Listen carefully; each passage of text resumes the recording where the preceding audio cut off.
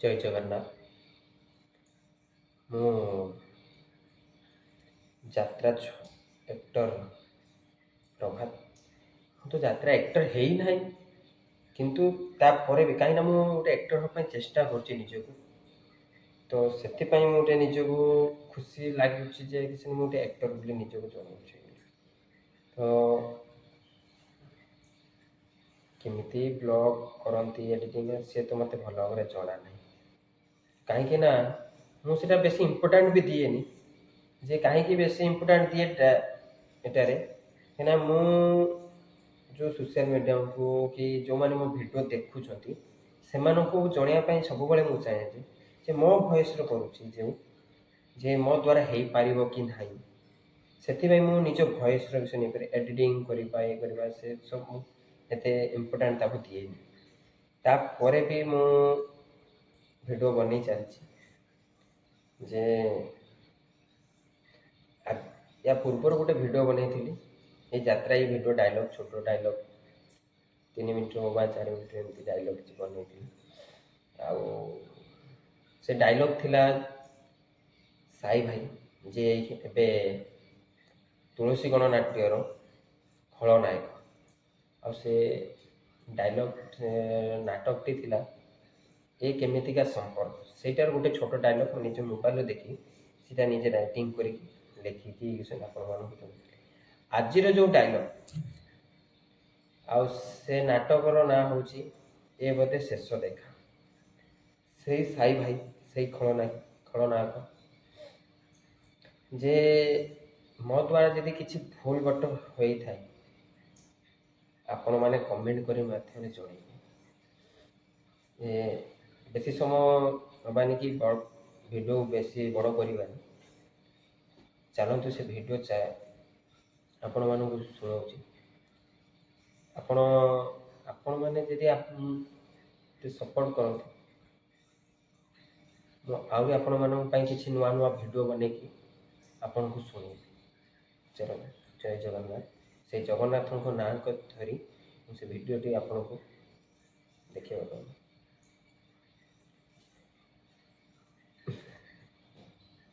आश्चर्य कथा बापा माँ घर को फेरी पुणी क्या गोटे सांगरे नहीं आसने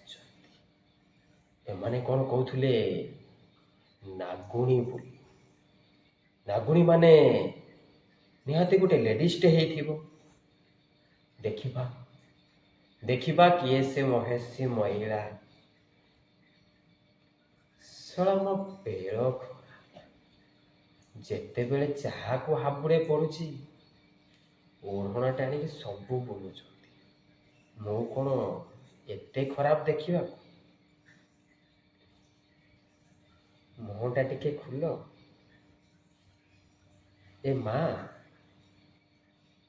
तुम जी भी ही थाओ ना कहीं मुंडरू टिके ओढ़ना खुल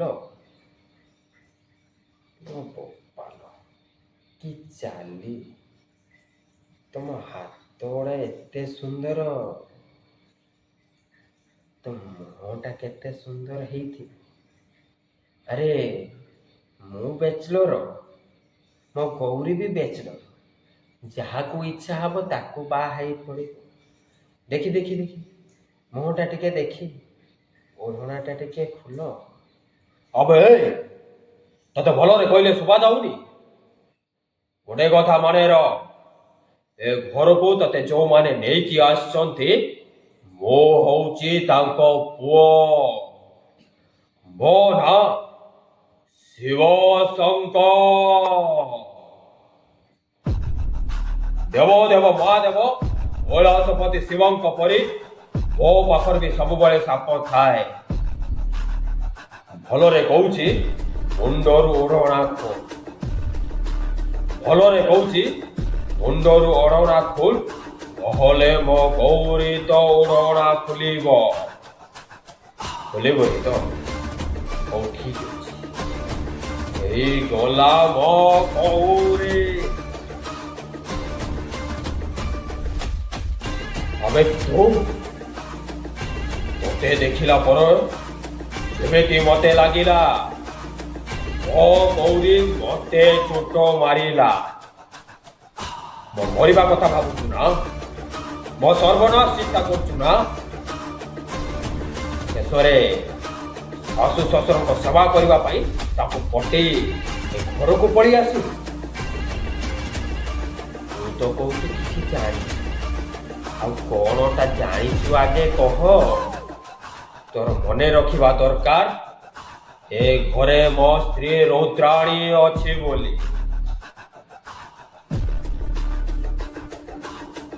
ଶୁଣିଲାନି ମୋ କଥା, ବୁଝିଲାନି ମୋ ପରିସ୍ଥିତି। ଆରେ ରେ, ଯଦି ରୁଦ୍ରାଣୀ ଜାଣିବ ମୋର ଆହୁରି ଗୋଟେ ସ୍ତ୍ରୀ ଅଛି ବୋଲି, ମୋ ତଣ୍ଟି ଉପରେ ଚଢ଼ିଯିବ। ମୋ ବୋଉର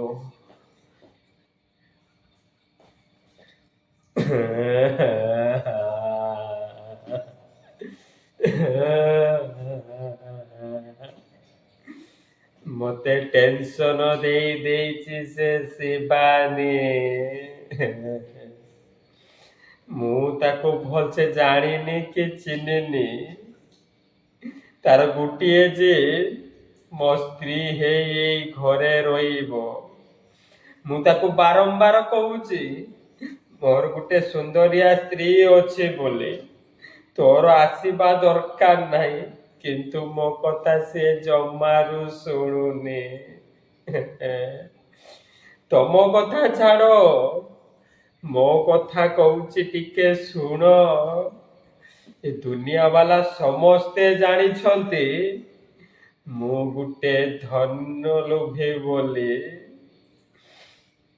ବାପା ମା ଭାଇ ଭଉଣୀ କାହାରିକୁ ଶାନ୍ତିରେ ରଖେଇ ଦିଏନି, ହେଲେ କେହି କେବେ କହିବେନି ମୁଁ ଗୋଟେ ଚରିତ୍ରହୀନ ବୋଲି।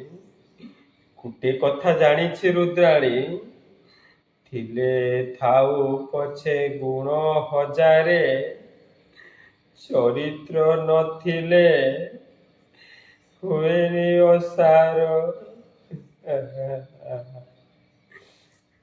ଗୋଟେ କଥା ମନେ ରଖ ରୁଦ୍ରାଣୀ, ଯଦି ମୋ ଚରିତ୍ର ଉପରେ ଆଞ୍ଚ ଉଠିବ, ମୁଁ ମୋ ଗୌରୀକୁ କୋଉ ଅନାଥ ଆଶ୍ରମରେ ଛାଡ଼ିଦେବି, ମୁଁ ଆତ୍ମହତ୍ୟା କରିଦେବି। ସତ କହୁଛି ରୁଦ୍ରାଣୀ।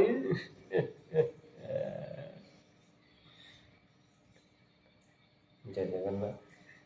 এই ଭିଡ଼ିଓଟି କେମିତି ଆପଣମାନଙ୍କୁ ଭଲ ଲାଗୁଛି ନ ଲାଗୁଛି ସେଟା ତ ମୁଁ ଜାଣିନି। ଆପଣଙ୍କୁ ଯଦି ଭଲ ଲାଗିଥିବ କମେଣ୍ଟରେ ନିଶ୍ଚୟ ଲେଖିକି ଯିବେ, ଆଉ ଲାଇକ୍ ସେୟାର ସବସ୍କ୍ରାଇବ୍ କରିବାକୁ ଭୁଲିବେନି। ଜୟ ଜଗନ୍ନାଥ।